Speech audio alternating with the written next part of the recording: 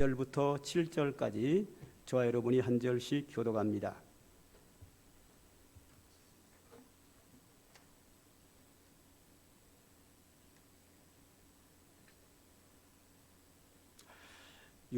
룻기서 2장 2절부터 7절까지입니다.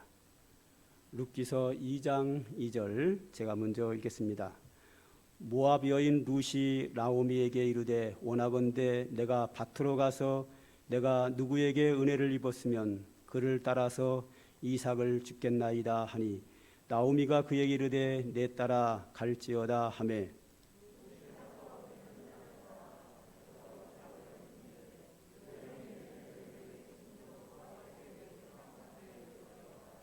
마침 보아스가 베들레헴에서부터 와서 베는 자들에게 이르되 여호와께서 너희와 함께 하시기를 원하노라 하니 그들이 대답하되 여호와께서 당신에게 복 주시기를 원하나이다 하니라.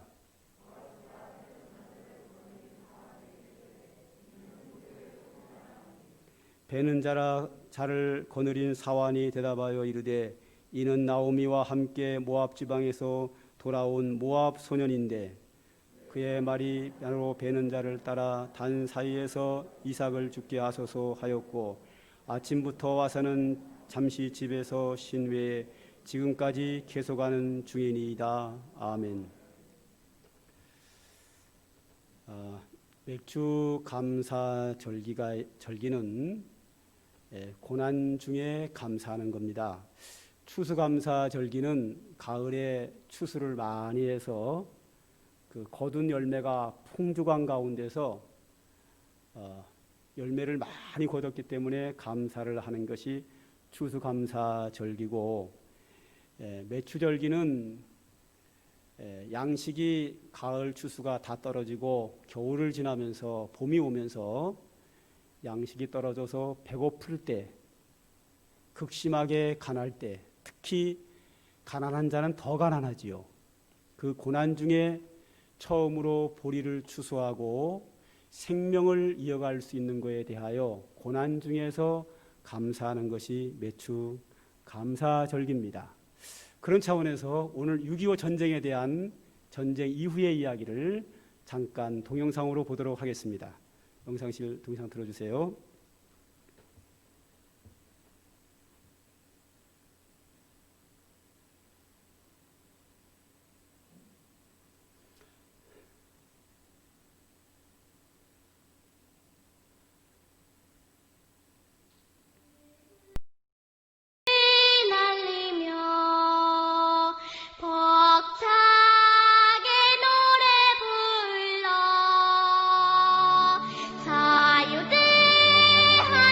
대한민국을 아십니까?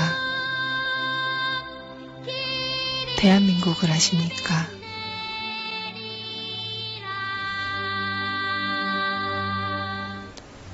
이 한 장의 사진처럼 전쟁으로 모든 것을 잃었습니다.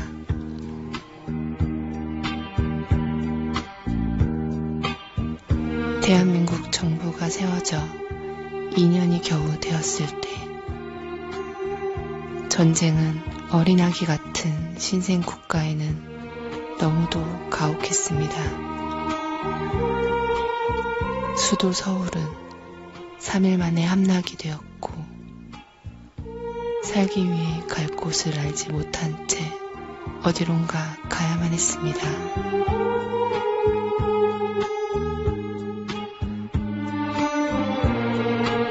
전쟁으로 남북한 250만 명이 죽거나 실종되었습니다. 죽은 자 가운데서 가족을 찾는 끝이 없는 행렬들. 희망이란 단어가 떠나버린 땅처럼 보였습니다.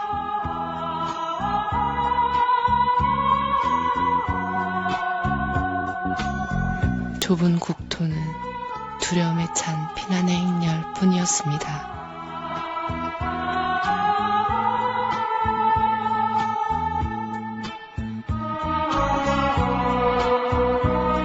이들에게 꿈이란 죽음의 두려움에서 조금이라도 멀리 도망가는 길밖에 다른 길은 없었습니다.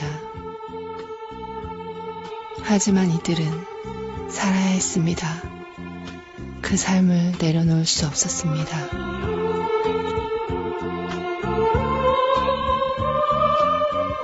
내일이 비록 보이지 않아도 절망 속에서 내일을 기다렸습니다.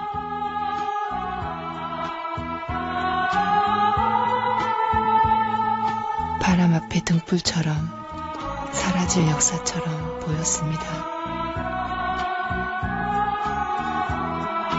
전 국토가 난민촌이 되었고 이들에게 꿈이란 오직 굶지 않고 하루를 넘기는 것이었습니다. 당시 태국 220불, 필리핀 170불, 한국의 국민소득은 고작 76불. 세계에서 가장 가난했던 나라, 원조에 의지하며 살았던 나라였습니다.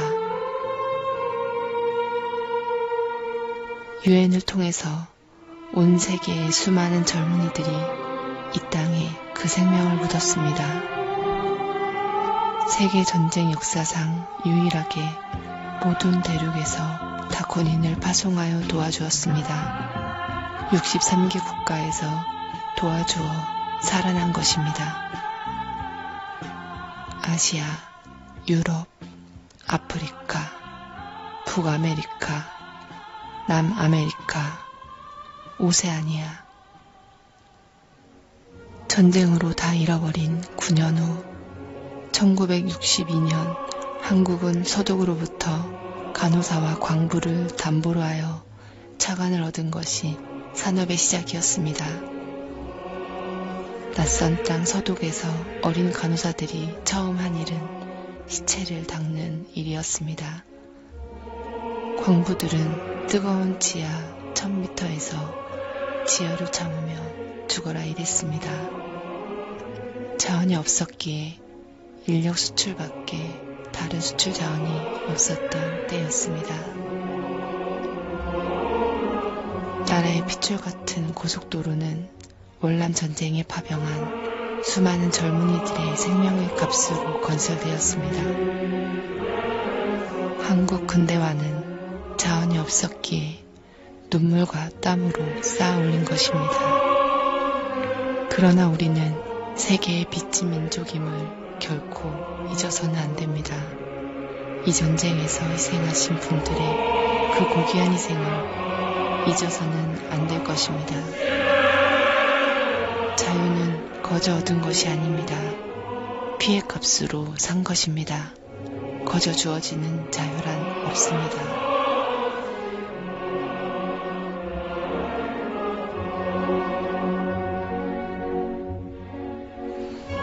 그 후 60여 년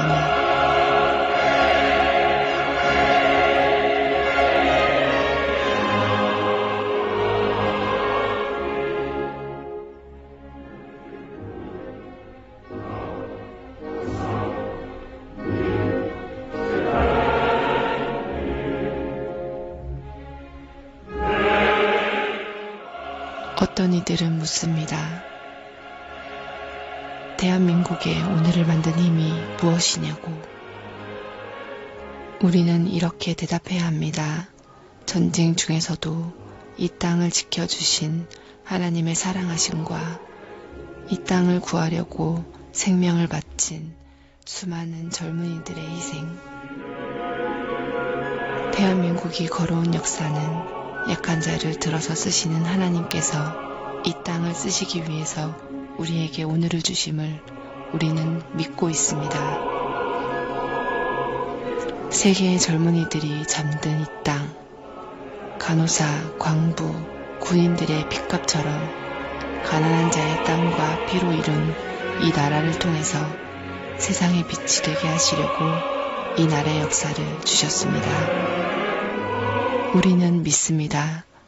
이 땅은 세계 선교를 위해서 마지막 시대에 쓰시기 위해 준비시킨 민족이며 지구촌에 있는 약하고 가난한 사람들에게 소망을 주기 위해 구별하신 사명의 민족임을 온 세계가 도와준 이 나라, 수많은 젊은이들을 보내어서 피를 바쳐 건져진 이 나라. 온 세계를 향해서 복음으로 그 사랑의 빛을 갚아가는 민족이 되게 하옵소서.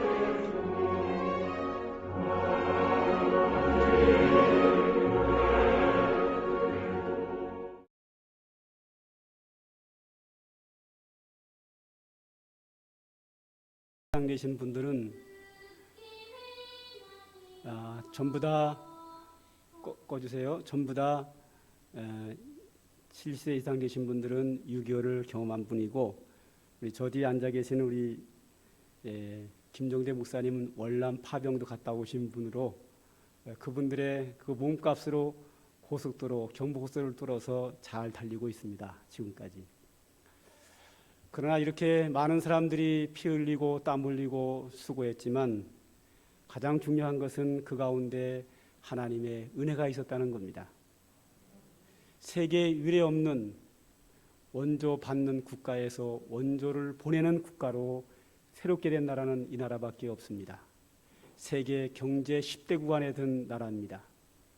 하나님의 축복과 은혜가 있었고, 특별히 6.25 전쟁에서 우리가 승리한 것은 당대 이승만 대통령께서 독실한 믿음의 사람이었고 기도하는 사람이었고, 결정적으로 6.25 전쟁을 우리가 승리하게 된 것은 미국의 메가더 장군의 인천 상륙작전이 성공적으로 이루어졌기 때문입니다.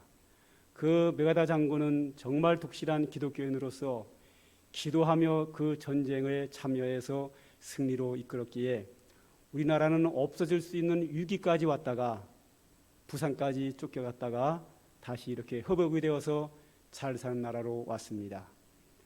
그러나 이 모든 곳에 역사하신 분은 하나님이셨고 하나님이 은혜해 주신 겁니다. 6.25 전쟁의 그 극심한 고난과 그 치열한 전쟁 속에서도 하나님의 은혜는 있었고, 그런 상황 속에서도 믿음의 사람들은 하나님을 섬기며 기도하면서 하나님의 은혜를 간구하여 여기까지 오게 되었습니다. 오늘은 매추 감사절기입니다. 매추절이라고 하는 것은 겨울에 양식이 다 떨어져서 봄이 되면 먹을 것이 없습니다. 그걸 보릿고개라고 합니다. 양식이 없기 때문에 부자들은 창고에 넉넉히 놓아둔 양식을 꺼내서 드실 수 있지만, 가난한 자는 양식이 떨어졌기 때문에 산에 가서 풀뿌리를 캐어 먹어야 되는 그러한 상황에 어려움을 지낸 사람들이 많이 있습니다. 그렇게 극심한 가난과 고난 속에서도 한국교회 성도들은 믿음으로 은혜를 구했고 하나님의 은혜 가운데 그들은 살았습니다. 우리에게는 오늘 본문의 말씀도 바로 그런 부분이 나오고 있습니다. 영상 좀 바꿔주세요. 이것은 우리나라만 그런 것이 아니고 대부분의 나라에서 보릿고개는 다 있습니다. 저기 나오는 그림은 그 1885년도인가요? 예, 1857년 밀레의 작품입니다. 1800년도 중반에 밀레가 이삭 죽기, 보리 이삭 죽는 것을 그림을 그렸는데, 저 이삭을 죽는 사람은 아주 가난한 사람입니다. 농사도 지을 땅도 없고 어디 남의 집에 가서 일할 데도 없고, 이삭을 주워 먹지 아니하면 생명을 연장할 수 없는 사람. 그러나 저 뒤에 보게 되면 이 땅의 주인은 넓은 땅에서 농사를 많이 져서 곡식더미가 저렇게 크게 높이 쌓여져 있습니다. 당시에 가난한 자와 부자를 빈부격차를 비교하면서 그림을 그렸는데, 이 밀레라고 하는 사람은 굉장한 극심한 가난 속에서 어려운 가정 환경 속에서 자랐기 때문에 이런 부분에 대해서 특별히 관심이 많아서 저 그림을 그렸다고 합니다. 성경에도 이삭 죽기 이야기는 여전히 나옵니다. 성경 율법에 하나님이 명시하기를 너희는 추수할 때 곡식을 다 베지 마라. 모퉁이에 있는 것은 베지 말고 내버려 두어서 지나가는 나그네와 가난한 자가 그것을 먹게 하라. 너희는 열매를 딸 때에 다 따지 말고 남겨두어서 지나가는 나그네와 가난한 자로 하여금 그 열매를 따먹게 하라. 너는 추수할 때 땅에 떨어지는 이삭을 줍지 마라. 왜냐하면 가난한 자가 그것으로 인하여 생명을 연장해야 하느니라. 지금처럼 직장 다닐 만한 직장도 없습니다. 땅도 한 평도 없습니다. 그러기에 가난한 자는 부자가 농사짓고 지나간 자리에 떨어진 이삭을 주워다가 생명을 연장해야 했습니다. 특히 보리 추수가 되면 양식이 완전히 떨어져서 생명을 이어갈 수 없을 때에 보리삭을 주어서 생명을 연장한 것을 기념하며 가난했을 때에 하나님이 주신 은혜를 기억하며 지키는 절기가 매추 감사 절기며 부자는 부자 나름대로 첫 열매 가장 소중한 열매를 하나님께 드린다 하여 매추 감사절이라고 그렇게 불러왔습니다. 오늘 본문에도 룻의 이삭 줍기는 이야기는 나오고 있습니다. 오늘 본문 성경 룻기서 2장 2절과 7절을 이어서 제가 읽겠습니다. 모압 여인 룻이 나오미에게 이르되 원하건대 밭으로 가서 내가 누구에게 은혜를 입었으면 그를 따라서 이삭을 줍겠나이다 하니 나오미가 그에게 이르되 내 따라 갈지어다.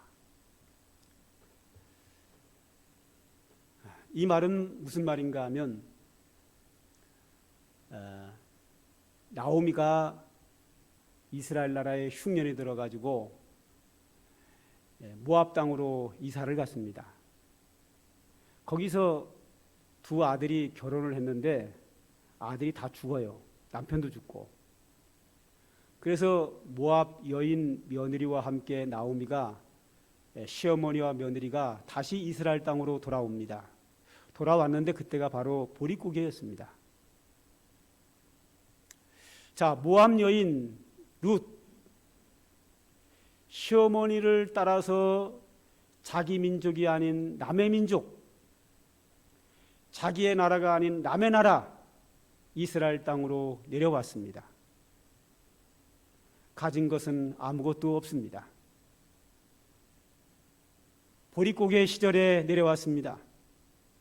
이 시어머니와 며느리 롯은 방에 앉아서 굶어 죽을 수밖에 없는 상황 속에서 오늘 룻기서 2장 2절을 말하는 겁니다. 모압 여인 롯이 나오미에게 이르되 원하건대 내가 밭으로 가서 내가 누구에게 은혜를 입으면 그를 따라서 이삭을 줍겠나이다 하니 나오미가 그에게 이르되 내 따라 갈지어다. 며느리가 남의 집 밭에 가서 허락을 받고 이삭을 주워오겠습니다. 그러니까 시어머니가 그래 갔다 오너라 하고 허락을 받았습니다. 나오미는 밖에 나와서 넓은 들판에 있는 보리 추수하고 난 그 보리밭으로 다가갔습니다. 그리고 그곳에서 허락을 받고 이삭을 줍습니다. 7절입니다. 그의 말이 나로 베는 자를 따라 단 사이에서 이삭을 줍게 하소서 하였고 아침부터 와서는 잠시 집에서 쉰 외에 지금까지 계속하는 중이니이다. 이 말은 뭐냐면 룻이 이제 어느 밭에 가서 이삭을 허락을 받고 줍고 있는데 마침 그 땅의 주인인 당대의 큰 부자인 보아스라는 사람이 그 땅의 사람 종들이 일하는 곳을 둘러보고 있습니다. 그 둘러보는 과정에서 저쪽에 처음 보는 여인이 이삭을 줍고 있는 거예요. 그래서 이 보아스가 처음 보는 여인이 내 땅에서 이삭을 줬네. 그리고 종들에게 물어봤습니다. 저 여인이 누구냐? 그랬더니 예, 이삭을 줍도록 허락해달라고 하기에 허락해 주었더니 점심시간에 잠깐 쉬는 것 외에는 지금까지 계속 일하는 중입니다. 당시에 이삭을 줍는 사람은 극빈자입니다. 아주 가난한 자가 혹은 거지들이 하는 일이 이삭을 줍는 일입니다. 근데 보아스가 그 룻을 봤더니 젊은 여인이 인물도 괜찮은데 얼마나 가난했으면 저렇게 열심히 이삭을 주울까 하면서 이 땅 주인 부자인 보아스가 이 룻에 대하여 관심을 갖게 됩니다. 자, 시간 관계상 생략하고 결론을만 말씀드리면 결국은 이 부자 보아스와 룻이 결혼을 합니다. 마치 신데렐라와 같은 상황입니다. 결혼을 해서 자녀를 낳았는데 이 룻의 증손이 다윗 왕입니다. 당시에 룻은 믿음 좋고 인격 훌륭한 부자 보아스와 결혼을 했고 거기서 자녀를 낳고 또 자녀를 낳고 자녀를 낳아서 그 자녀가 다윗 왕을 낳게 된 겁니다. 그래서 이 룻은 다윗의 증조 할머니가 되었고 마태복음 예수님의 족보에 이 룻의 이름이 그곳에 기록되게 됩니다. 이 룻기가 우리에게 보여주는 교훈이 몇 가지가 있지만 그 중에 중요한 것이 뭔가 하면 룻은 당시에 모압 땅에서 남의 나라 이스라엘 땅으로 내려왔습니다. 가장 극심하게 가난한 집으로 왔습니다. 가진 것이 아무것도 없습니다. 먹을 것도 없습니다. 룻에게는 소망이 없습니다. 앞으로 살아갈 날이 막막할 뿐입니다. 기대가 되는 것이 아무것도 없습니다.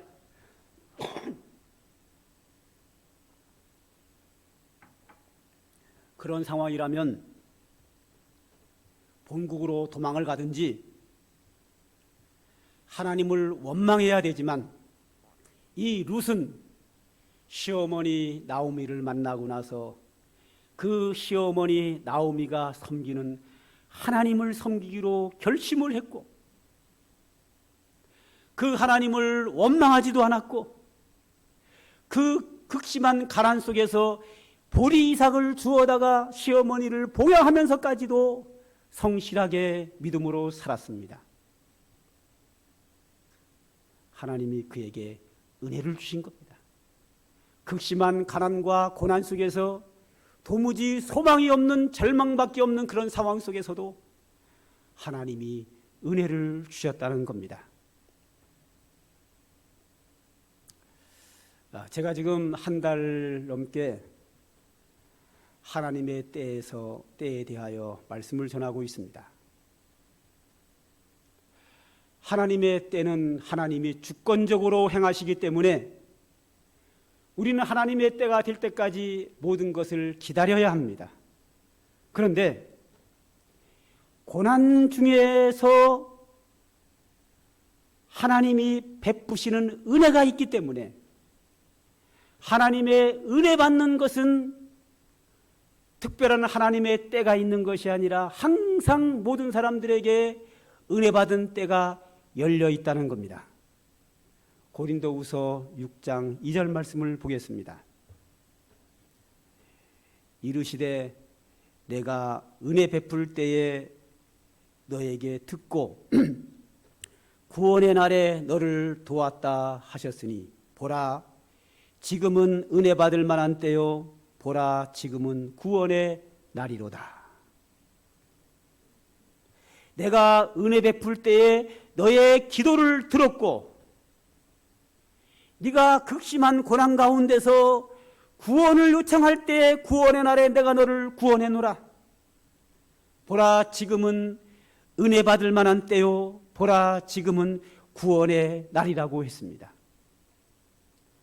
구원의 날, 은혜 받은 날을 기다리는 것이 아니고 지금이 은혜 받을 때요 지금이 구원의 날이라고 성경은 우리에게 말씀하고 있습니다. 다른 것은 다 하나님의 때를 기다려야 합니다. 그 때가 빨리 오는 경우도 있고 늦는 경우도 있고 지난주처럼 억울함을 신원받는 때는 하나님의 나라에 가서나 모든 것을 해결받을 수 있도록 오래오래 기다려야 되는 경우도 있습니다. 그러나 하나님의 은혜를 받고 구원받는 일은 항상 지금입니다.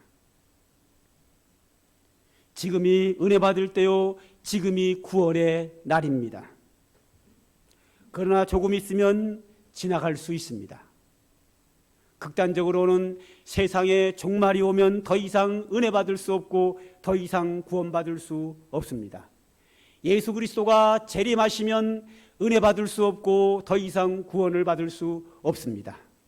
개인적으로 나 자신이 언제 죽을지 아무도 모릅니다. 내가 죽고 나면 구원받을 날이 지나가고 은혜 받을 날이 지나갑니다. 살아있는 동안 지금이 은혜 받을 때요, 지금이 구원받는 날이고 예수 그리스도를 영접하여 믿음으로 살아서 하나님의 풍성한 은혜와 축복을 받을 때는 바로 지금입니다. 지금 내 상황이 고난 중에 있을지라도 그 고난 가운데에서 은혜 주시는 하나님의 은혜를 받을 수 있는 은혜 받는 기회이고, 내가 풍족한 가운데 있을지라도 풍족한 가운데서 하나님이 나에게 은혜 베푸시는 은혜 받는 기회입니다. 내게 풍족하느냐 궁핍하느냐 편안한 가운데 있느냐 고난 가운데 있느냐 상관없이 항상 나이가 은혜 받을 때는 지금입니다.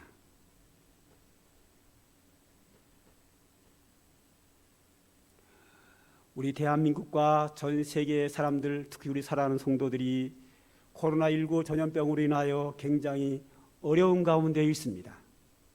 안타까운 것은 이 전염병이 우리의 신앙이 하나님과 멀어지는데 우리의 고민이 있습니다.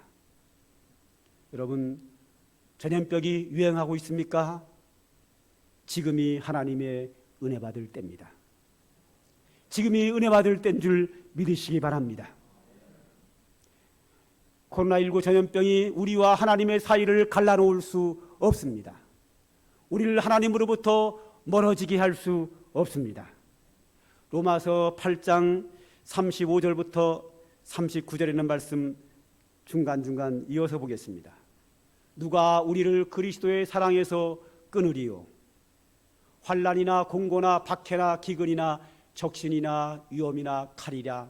내가 확신하노니 사망이나 생명이나 권세자들이나 현재일이나 장래일이나 능력이나 다른 어떤 피조물이라도 우리를 우리 주 그리스도 예수 안에 있는 하나님의 사랑에서 끊을 수 없으리라.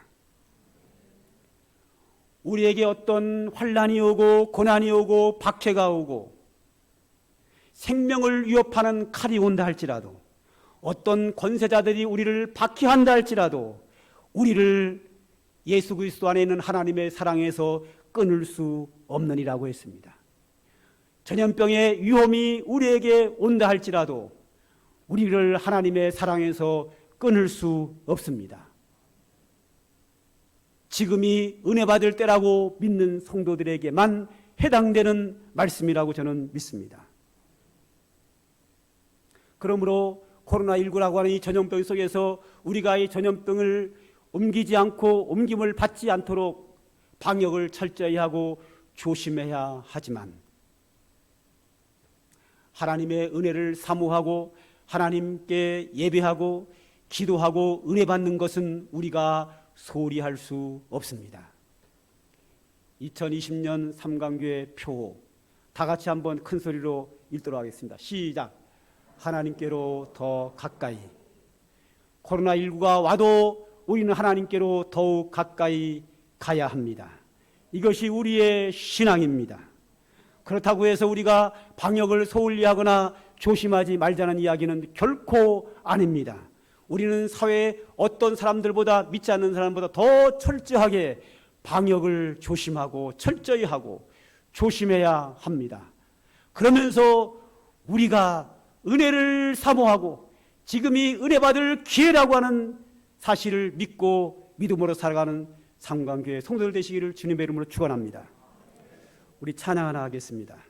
성도들아